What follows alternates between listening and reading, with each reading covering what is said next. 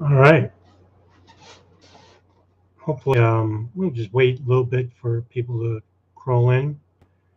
Um, I just came out of Reed Coverdale's show, uh, in which he had Scott and Ryan Dawson and Eric Jackman on, and that was a very good show. Um, but they're still going. I thought they'd end. I don't like doing a live video that overlaps or interferes with other people's broadcasts, but they're going on like 2.5 hours now. So I'm very surprised that they're keep going. Um, so hopefully everyone's doing well tonight. This is a very interesting topic, and it's also very an obscure topic because whereas everybody knows who Osama bin Laden is, um, very few people are generally aware of Dr. Ayman al-Zawahiri. And in this video, I'd like to talk about Zawahiri's formative years, something that is not mentioned even in moderately scholarly discussions. And it's very important to know that people are aware of this individual. And by the way, he is the last remaining survivor of the September 11th attacks, or the orchestrators of it, alleged orchestrators of September 11th. He is still alive, and there is still a $25 million reward for his capture or information leading to his capture. Um, where his where he is mystery, but he is somewhere in between Afghanistan or Pakistan, and there's not many other countries that would have Dr. Ayman al-Zawahiri, especially with the weight of the U.S. federal government behind him, looking for him, and it's a sizable reward. I think that is the same amount that was for Khalid Sheikh Mohammed. I don't know how much Osama bin Laden was for, but I think Khalid Sheikh Mohammed was also $25 million as well. So Dr. Ayman al-Zawahiri, $25 million for a reward. He actually is still alive, and there was a few questions about whether he was even dead. There's been rumors that he is dead, but no, he's made a couple of videos. But he has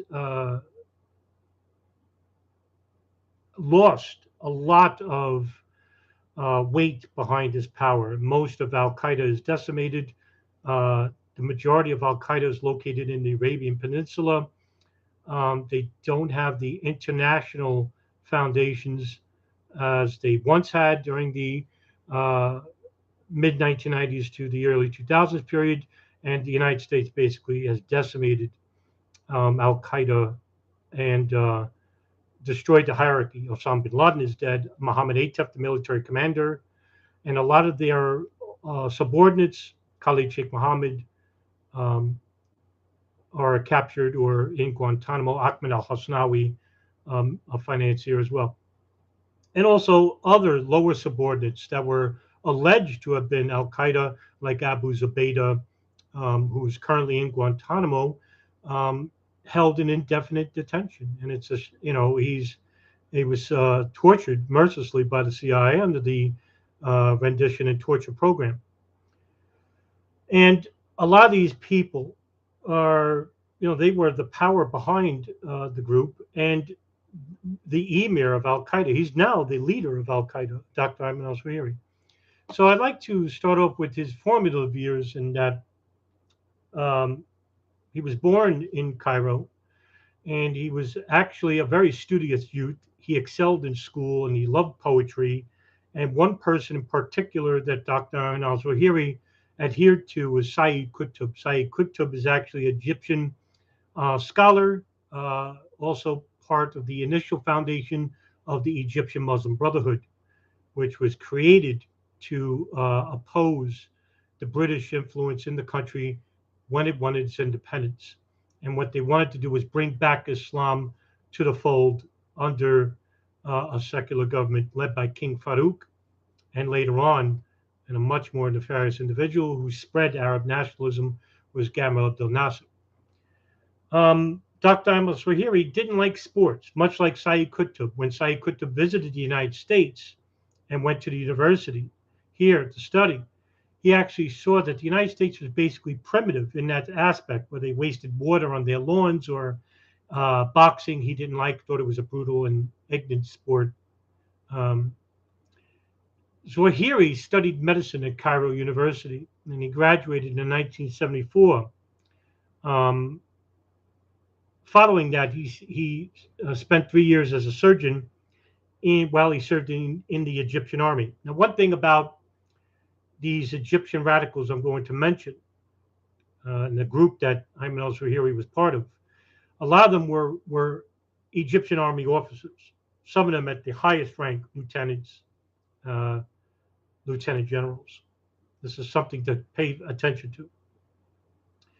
After which he served as a surgeon in the Egyptian army, he established a clinic near his parents' home in the town of Mahdi, southern Egypt. In 1978, he would earn a master's degree in surgery and also showed a very clear understanding of Islamic theology and Islamic history.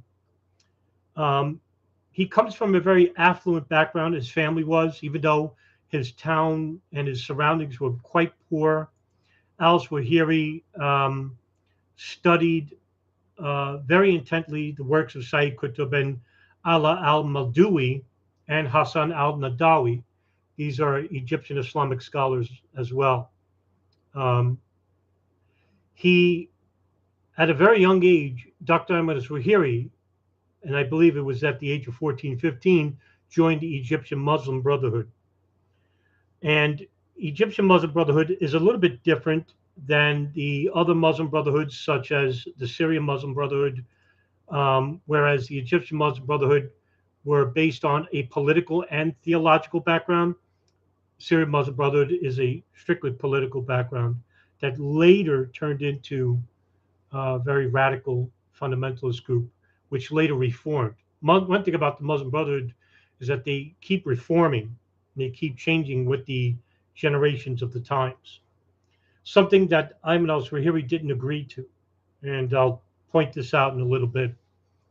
Um, the group that he joined is called the Jamaat al-Ansar al-Surah al-Muhammadiyah, which is translated from the Arabic. It's called the Association of the Followers of Muhammad's Path, which is an Islamic sect from the Muslim Brotherhood. And afterwards, while he was studying at university, he joined a jihadi cell headed by Saeed Tantawi. And Tantawi was a very influential figure in al-Zawahiri's early teenage years, in that Tantawi comes from a Takfiri background. What is a Takfiri background? Takfiris are considered Muslims of the Salafi kind, Salafist or Wahhabi kind. These are offshoots.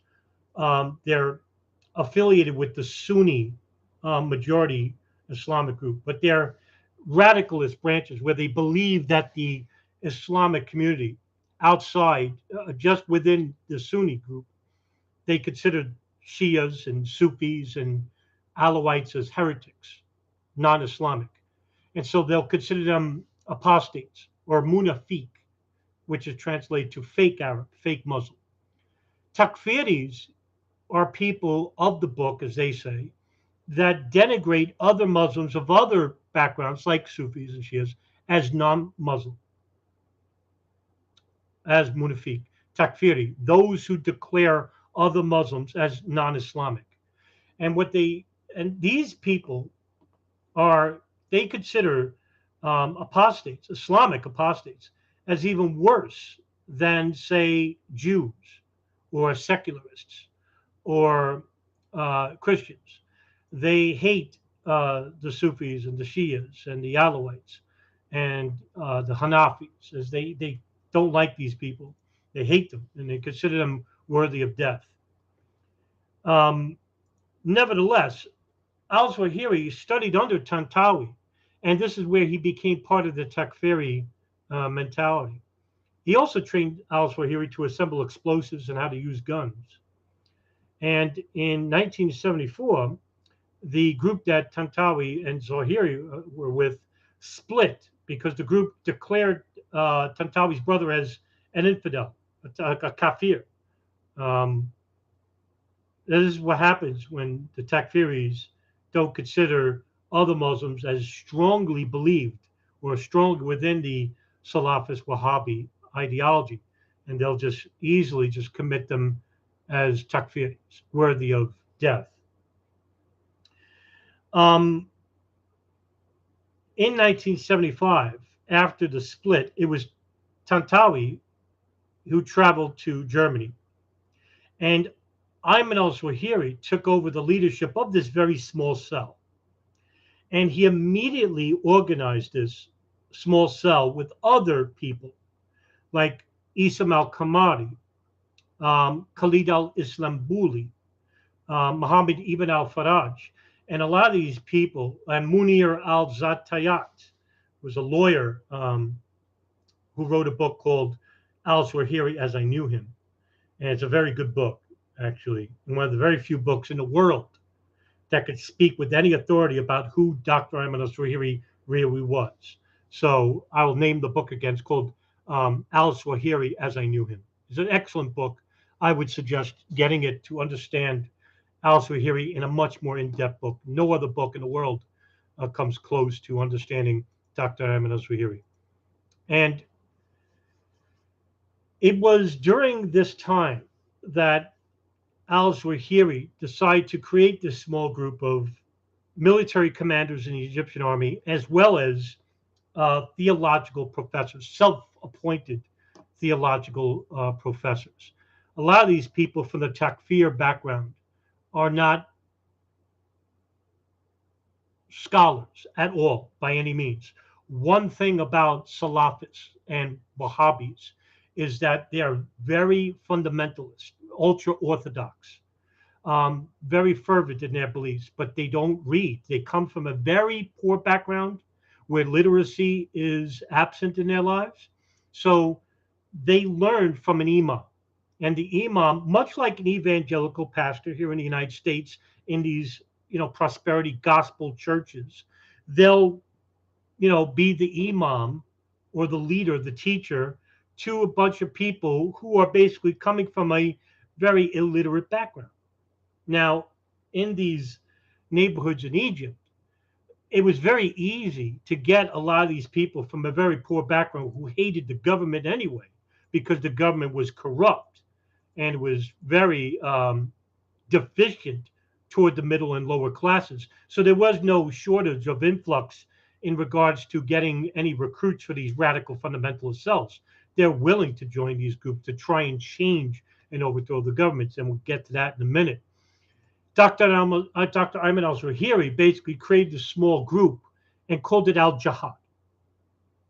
And what this did was, it was basically creating a small group that would basically fundamentally adhere to the principles of Sayyid Qutb and Ibn Taymiyyah, who's a Hadith scholar. And Ibn Taymiyyah, the foundation of Salafists, this foundation of Wahhabi, come from Ibn Taymiyyah. Another individual who's influential in Dr. Ayman al-Zawahiri's life is Muhammad ibn al-Salam, Muhammad ibn al-Wahhab, the founder of Wahhabism. And it's not particularly clear what year this group was made, but it was somewhere in the late 1970s, mid 1970s anyway. The organization's primary goal was to overthrow the Egyptian government, led by Gamal Abdel Nasser, who is the primary influence of the mid 1950s and 70s Arab nationalism, which basically was a subversion of religious fundamentalism. Nasser saw the dangers of fundamentalism and basically subjugated a lot of these religious fundamentalists. So they went underground. They tried to destroy the Muslim Brotherhood, but by imprisoning them and torturing them, they created a more fervent ideology, which led to al-Jihad. And later on, a lot of these people that I'm going to be talking about were basically tortured as well. And they created a more fundamentalist approach to al-Jihad and basically integrated with Osama bin Laden in Afghanistan. And also, the intelligence services are basically involved. I'm going to get to that in a minute because that's also something that's going to be very imperative to learn, because what we always learn about the CIA and we learn about the NSA, Israeli Mossad, but the SSI, which is the Egyptian Security Services, the Egyptian Security Services, which is much more brutal and which were um, taught by the Russian KGB on how to torture people in the early 1930s and 40s. So what they wanted to do was basically overthrow the Egyptian government and replace it with Islamic State. And later on, the group broadened its aims to include American and Israeli interests in Egypt and abroad. I'm going to get to that because that's actually the most important point regarding Dr. Ayman al-Zawahiri and where he got that ideology from. Nevertheless, it was after the Six-Day War in 1967, in which Egypt defeated Egypt and Syria, that radicalized not just Dr. Ayman al-Zawahiri, but also to hundreds of thousands of Arabs of the Wahhabi sect alone. And so they saw the Arab Nationalist Socialist contract as a failed endeavor. And once this happened, Israel basically destroyed, whether they even knew it or not, basically eliminated Arab nationalism. And because of that, the rise of the fundamentalist groups came. Groups like Gamma Islamiyah, which is an Egyptian fundamentalist group, and of course Al-Jihad, which later was renamed to Egyptian Islamic Jihad. Also, other Salafi groups came out of this, and I'll name them in a little bit later.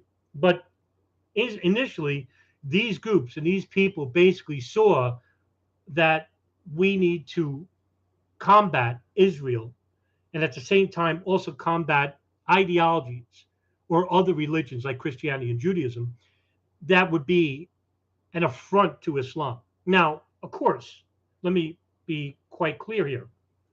A lot of Muslims around the world, the majority of them, I'd say 90% to 95%, abhor these groups and abhor Salafist Islam, Wahhabi Islam. They're Sunni, even though they're attached to the Sunni branch of Islam, the Sunni majority consider these people heretics, not even Islamic. And they would be right, because these people don't adhere to the Quran, they adhere to the Hadiths. So Ayman al-Zawahiri created this small group, and one thing they wanted to do was basically force the Egyptian government to bend its hand and take over the country, which are going to be led by the Quran and the Sunnah. That's what they believed.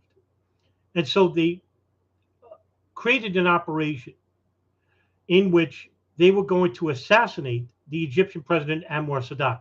Sadat took over the president after Nasser died in 1970. And Nasser basically was seen as a more liberal reformer than Nasser. Basically, one of the first things he ever did was basically release a lot of the Muslim Brotherhood and the Wahhabis out from the prisons. But by that time, a lot of these people were radicalized even further in these prisons. And what they wanted to do was basically agree with Dr. Ayman al-Zawahiri and others. There's two branches, one in the north of Egypt, another in the south of Egypt, of the group Al-Jihad. One was led by Muhammad ibn al-Faraj, and another was led by Isam al-Kamari and Dr. Ayman al-Zawahiri.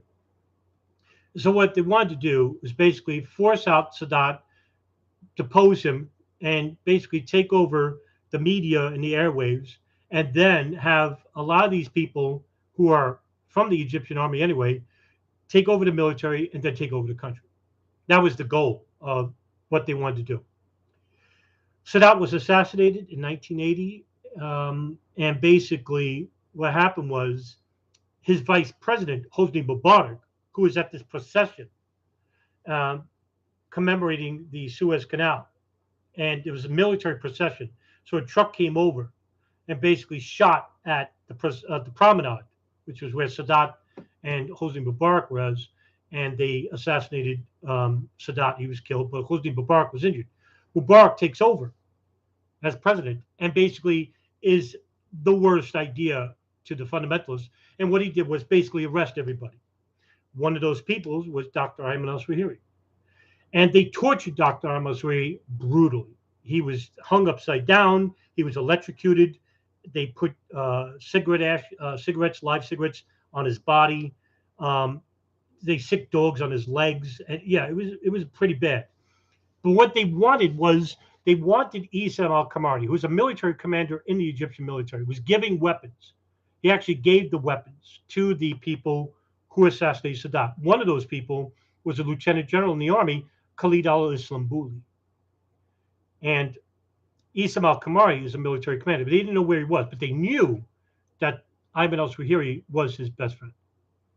And Ayman al-Zawahiri agreed to set up Isam al-Kamari, and basically he knew Isam al-Kamari was going to this one mosque where he prayed at night and was going to meet with other people in a very secretive meet.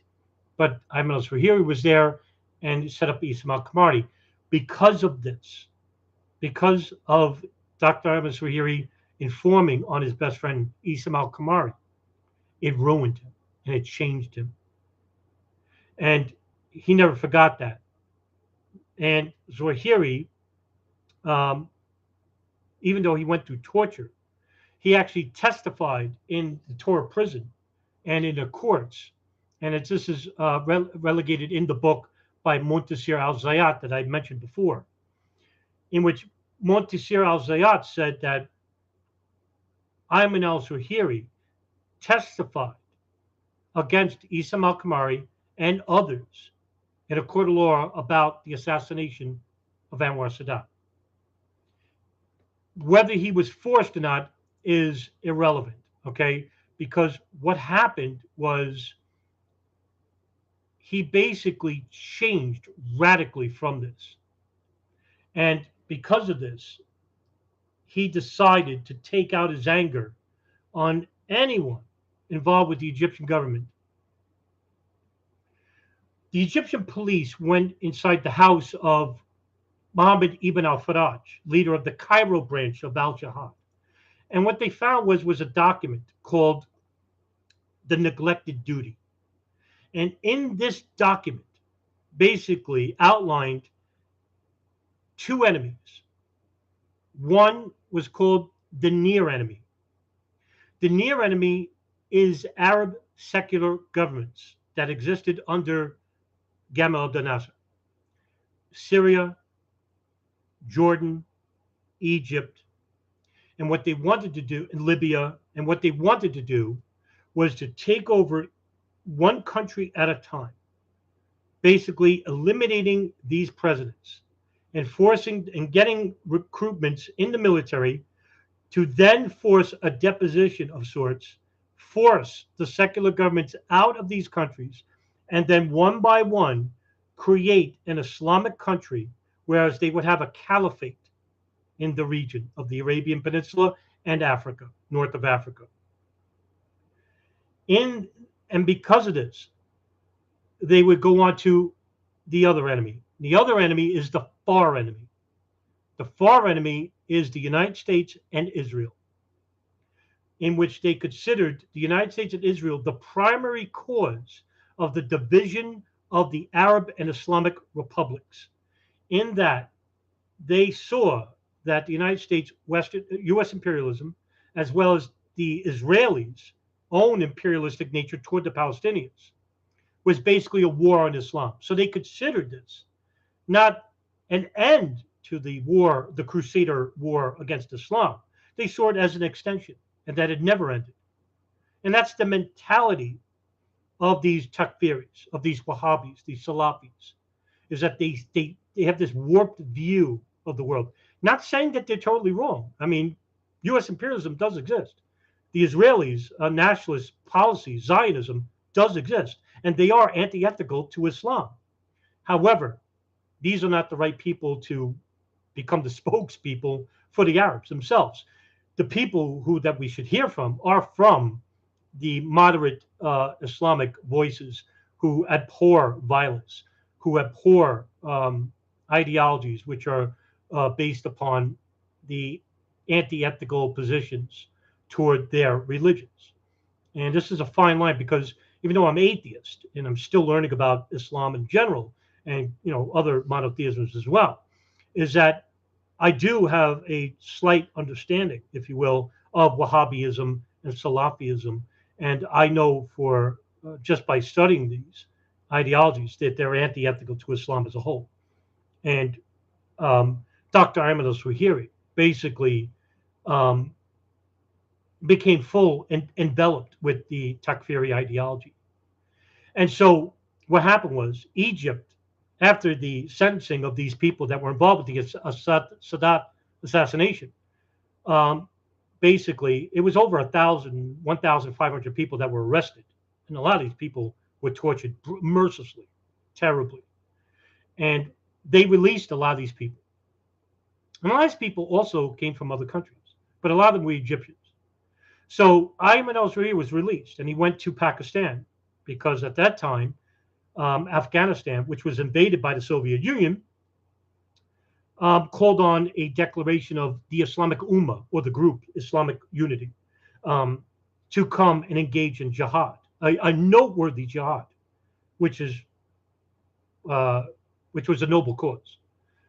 There are no winners here. Soviets are an evil empire. Not to say that what's going on in Ukraine is it's all Russia's fault. No, it's not that easy.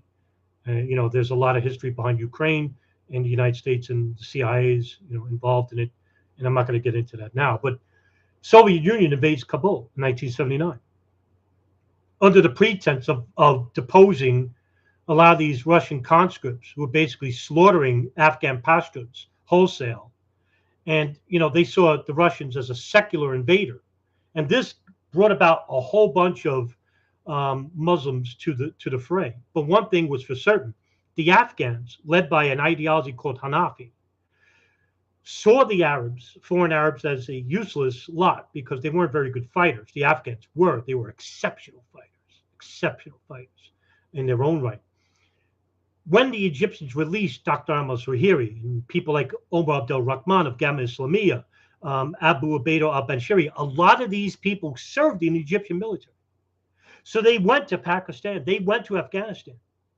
And what they did was basically offer their services of commanding armies or commanding groups in the Arabs.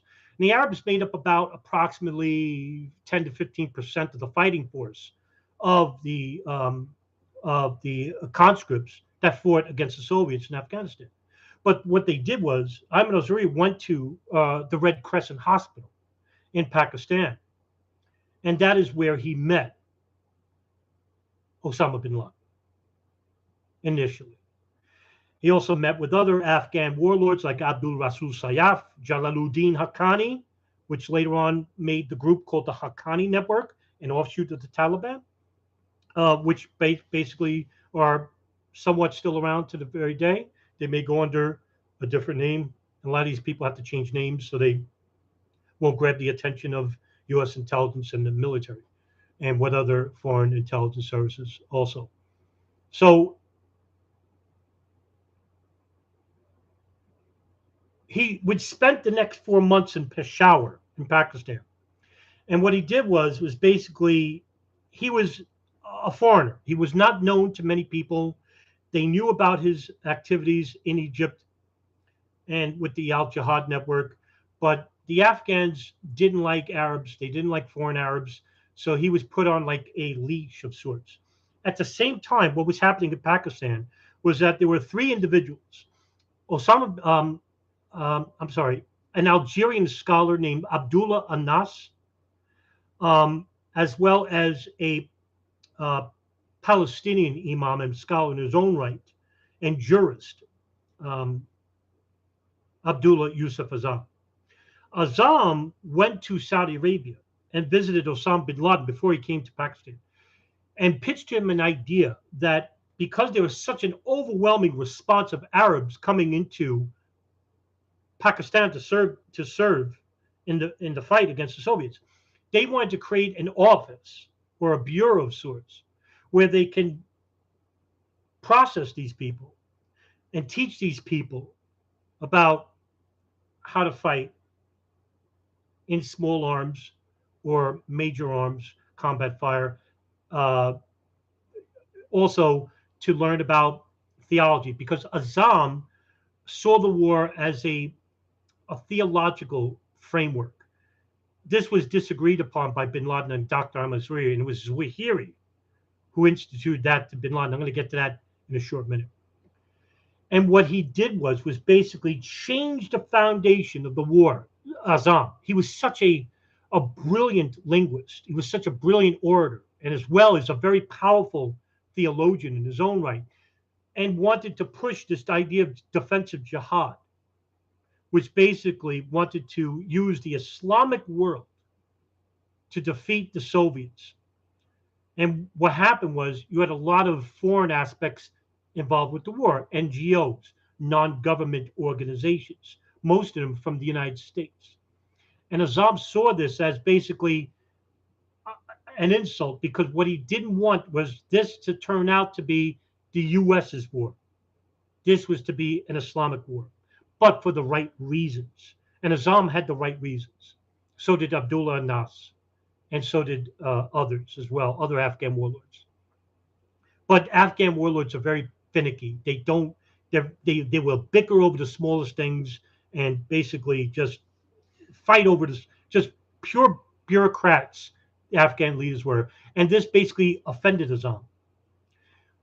So here he comes to Pakistan, and he brings with him those who were in jail for the Sadat assassination: Abu Ubaid al-Banshiri, Abu Hafs al-Masri, later renamed Muhammad Atta, and a lot of and Sayyid Imam al-Sharif, also known as Dr. Fadl, who would write a very important paper.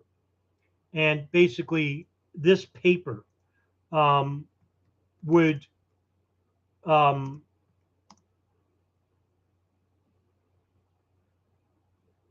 shape Wahhabism to a new cause, it would actually supplant Azam's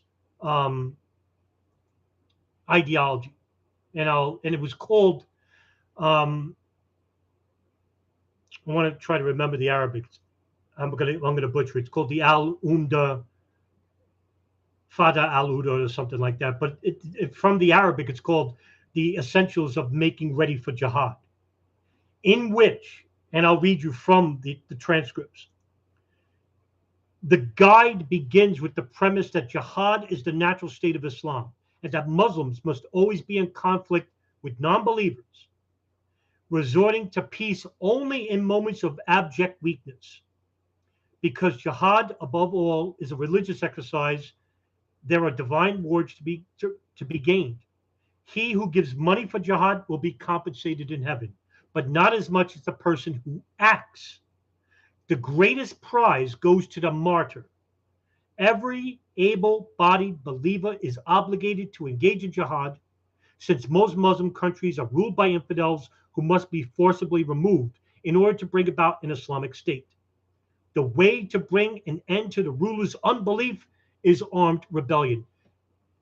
And I'll end it there. This text, which you probably have never heard of, and I don't blame you, is the primary reason, as well as Ayman al-Zawahiri's and Sayyid Qutb's and Ibn Taymiyyah and Muhammad Ibn al-Wahhab, all these ideologies are basically ingrained in this text. And this text becomes the text for all jihadi networks in the world from that point forward, even Al-Qaeda. Because Al-Qaeda wasn't a terrorist organization initially, it came from an Arab base. And I did a live discussion on that. You could look at that video. Ayman al-Zawahiri and Dr. Fadl and Abu Ubaid al-Banshiri and all these Egyptians basically come to Peshawar. And now they're taking over these Afghan Services Bureau buildings. And there's a number of buildings that were being built with bin Laden's money. That's why Ayman al-Zawahiri and Abdullah Nas went to Saudi Arabia to visit him to pitch the idea, because they didn't have the money. Bin Laden did, through the Saudi bin Laden group, which basically are friends with the Bush administration, the Bush family, through an intermediary called James Bath, who's a Texas millionaire many times over. James Bath, who's friends with the Saudis and the bin Laden family, introduced George Bush Sr. and George Bush Jr. to the bin Laden family, in which he would help Bush Jr.'s oil company, Arbusto, to become prominent in Texas. And bin Laden bought a lot of stocks and uh, became a large shareholder in the company, and the company took off. Okay. Now, bin Laden, who basically is straight out of University of King Fahd and studied electrical engineering and integrated himself in the war. He didn't have to. He's a millionaire many times over and is the 51st son of the bin Laden family. Didn't need to enter this war, but he did. And he offered his services, his construction equipment to build road, to build ditches in the war. He was seen as a savior. And his legend grew, especially from building the first Arab camp in Afghanistan called al-Masada. And a lot of these people that went to these camps were the Egyptians, led by Dr. Ayman al-Zawahiri. And why is this important? Because what the Egyptians did was basically, through Ayman al-Zawahiri's presence, changed the foundation of bin Laden's thinking and changed the ideology of the al-Masada camp into a more rigorous, more fervent ideology. Same thing for the Afghan Services Bureau, where they saw Azam as more of a nuisance, promoting this jihad network that only constitutes against the fights against the Soviets. No, that wasn't enough. The fight had to go beyond those borders. Whereas Azam wanted to bring the next war against the Israelis for the Palestinians, Zawahiri, as well as another Egyptian radical, Omar Abdul Rahman, who's in the United States at this point, at the Al Farouk Mosque in Brooklyn, they wanted to use the money that were coming in from the Maktab al-Khidmat, which was the name of the Afghan Services Bureau. And billions of dollars were pouring in, not just from the CIA through the Pakistan ISI, but from Saudi donors and from organizations, Islamic relief groups all around the world. Billions went through this. I mean, millions of dollars went through this organization. Now, they had a trickle effect to bin Laden's group and Dr. Ayman al-Zawahiri, but they didn't accept direct payment from like the CIA, which is, a conspiracy theory involving bin Laden and Dr. Ayman al-Zawahiri. Oh, they work for the CIA. No, they didn't actually. Dr. Ayman al-Zawahiri would later write a book called Knights Under the Prophet's Banner, where basically in his book he says that this was a West creation, that bin Laden worked for the CIA or took money from the CIA. He didn't need to, and which is right, because he was getting money from his construction company, his father's construction company, the Saudi bin Laden group. Zawahiri, by the end of the war, the Soviets retreat. Zawahiri basically took over the Maktab al-Khidmat office. Bin Laden becomes the sole proprietor. Azam is kicked out. And now the change begins at the al-Masada camp. So they start building up more Arab camps in the south of the country, in Pakistan, and later on in the Sudan. But while this was going on, in 1989, Azam is assassinated.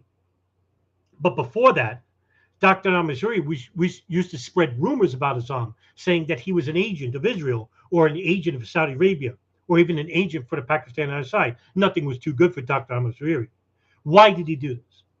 Basically, what he wanted to do, and this is basically conspiracy theory, but it's reasonable, was that he wanted to take over the Maktab al-Khidmat and use that money, take the members of the al-Masada group, and then create that group called Al-Qaeda, which is the base. What does he mean by base? Is it a database? No, it's the base, which was the al-Masada base. Al-Masada, the lion's den. That's where the base of operations grew, where all these Arabs and the Egyptians trained in small arms fire, in bomb making, and created other camps in Afghanistan later on. That's where this comes from. And this ideology that Dr. al-Zawahiri brings, the textbook, the doctrine of Dr. Fadl, Sayyid Imam al-Sharif, and all these other generals, the members of the military committee of the Egyptian army, all create, along with these radical Arabs from all over the world, uh, would create al-Mossad into al-Qaeda, the ideology of al-Qaeda. And so Ayman al-Zawahiri, instead of using al-Qaeda to defeat the secular Arabs in Egypt, to defeat the government in which he was fighting that war too, wanted to change the nature and focus on the United States and Israel, the far enemy, for which they were not prepared for this. I mean, anyone with a right rational brain knows that al-Qaeda, this ragtag bunch, people that could, can train in small arms fire and bomb making, are no match for a massive monolith of the military of the United States and the coalition partners. So why did Dr. Ayman al-Zawahiri change the nature of the fight from the near enemy to the far enemy approach like this? Why did he do it? And that's a question that's unanswered at the current time. Now, at the same time, we have intelligence services like the CIA and the NSA. God knows who else. British MI6, Israeli Mossad, Pakistan ISI, I'm pretty sure, who are integrating in these training camps, in these groups.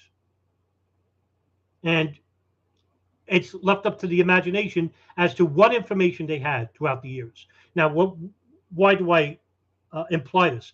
Because in the early 1990s, the CIA, the FBI, basically just hears about Osama bin Laden for the first time, and basically say, well, who is this guy? So they go to the CIA, and the CIA gives them 40 file binders on bin Laden. We're talking about the early 90s here, friends. And they're bringing over like 40 file binders of information relating to bin Laden and al-Qaeda. Well, that's coming from the early years in Afghanistan and Sudan, because they relocate to Sudan in 1992.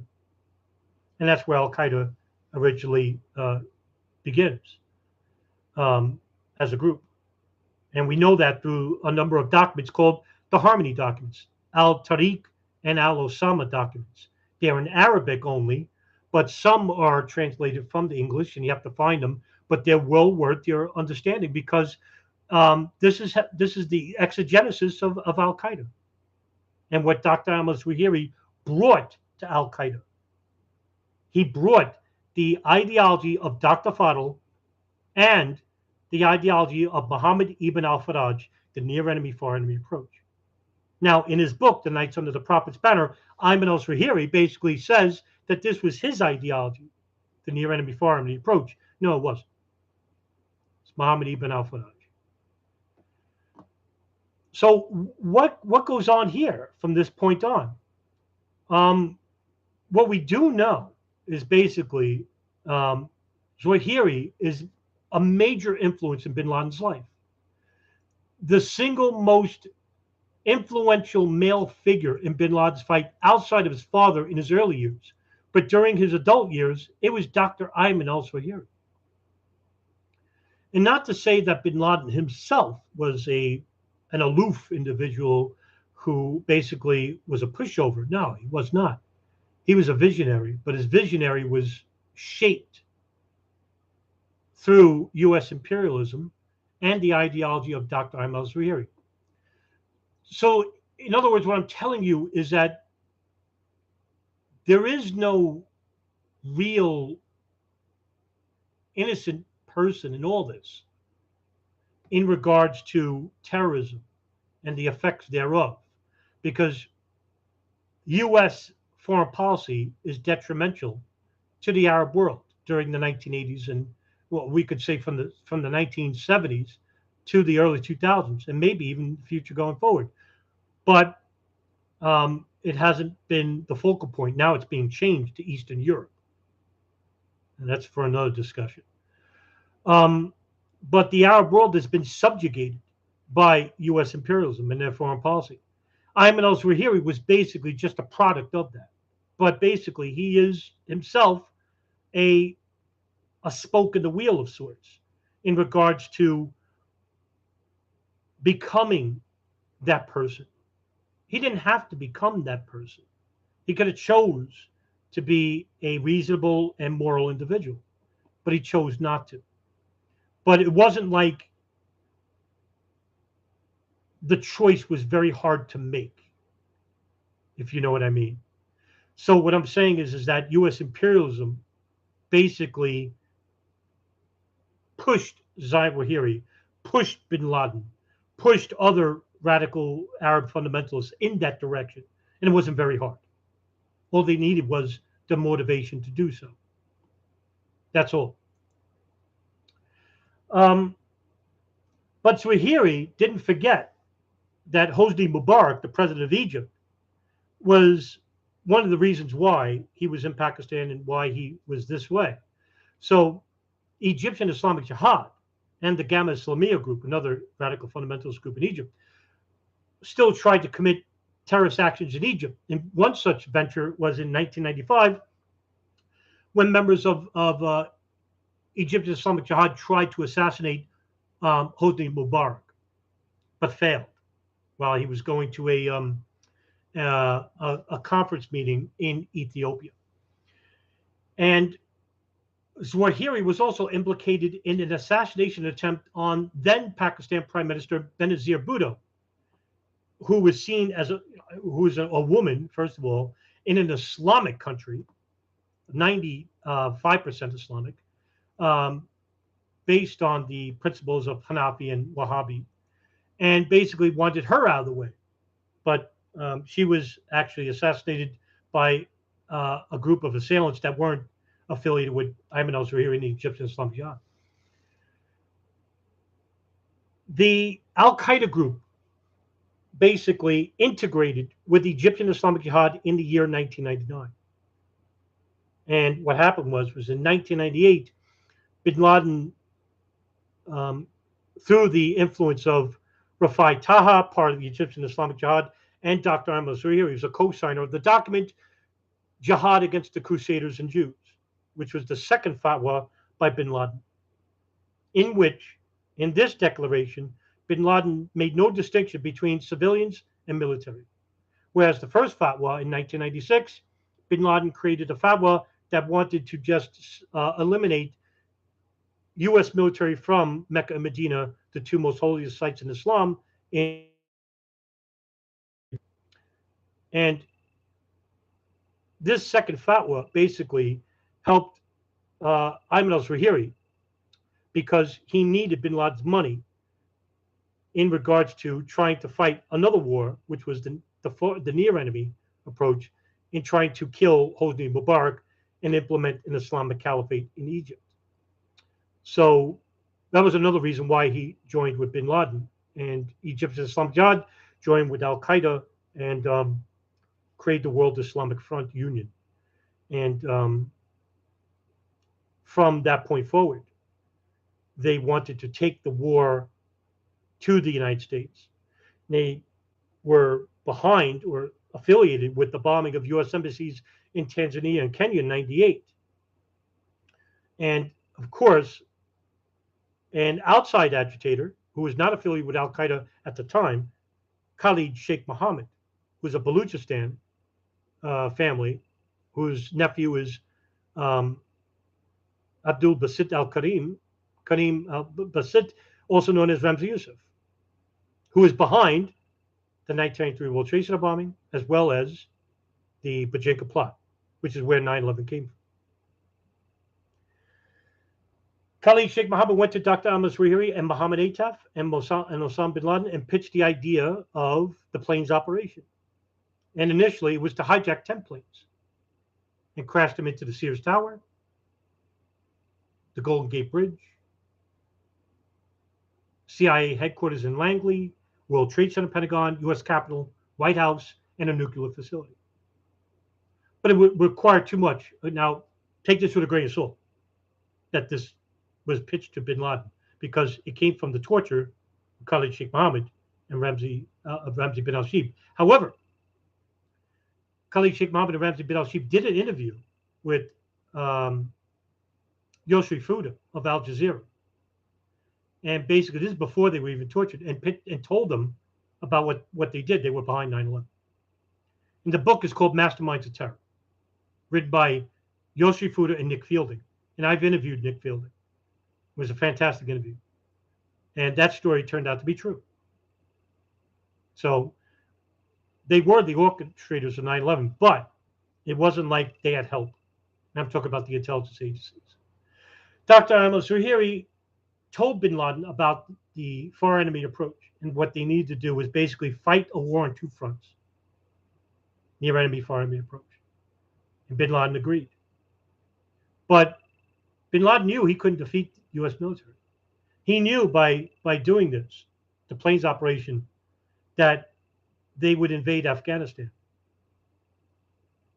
But according to bin Laden's own son, Hamza, he underestimated the power of the United States. Because with the 1998 East Africa bombings, the U.S. military did nothing. Clinton administration did not overreact. And this disappointed bin Laden. And so instead of attacking U.S. installations abroad, they would take the fight to the country itself. But they would have to need help, I guess. And they got that help because, and this is what I believe, is that the NSA, who was listening to bin Laden's satellite phone up until from 1992 to 1998, and then also a house in Yemen from 1996 to 2001. What do you think they were talking about on those phones? And we're not talking about like people who talk about the Yankees or Kim Kardashian's growing rear ass and stuff like that. These are serious men. And they're talking about operations. Did they talk about the planes operation? Did they talk about the East Africa bombings? They heard Ayman al-Zawahiri's voice on the phones, according to the NSA. They knew who he was. They knew who bin Laden was. Just use your head. What do you think they were talking about? So if they knew about the operation beforehand, they would make the necessary arrangements for the operation to be successful. Like, say, have NORAD exercises somewhere north of the country. And if you believe that the World Trade Center came down by explosive demolitions, that in the maybe the months prior or the weeks prior, maybe putting bombs in the basement levels or whatever. I don't talk about these issues because I'm not qualified to. So Zawahiri, at this point, was a major factor in bin Laden's thinking and the way operations are held. Now, a lot of these operations are led by the military committee of al-Qaeda. Who are the military committee leaders? Abu Ubaidah al-Banshiri, Mohammed Atef, and Ali Mohammed, all Egyptians. No Saudis, Egyptians from al-Jihad who served in the military. Could it be that some of these people are basically intelligence officers as well? Ali Mohammed was. He informed for the CIA, he informed for the FBI, but he also was informed of bin Laden and al-Qaeda. And you, Dr. Ayman al-Zawahiri. Zawahiri was an informant who ratted on and even gave testimony to implicate many people in the Sadat assassination.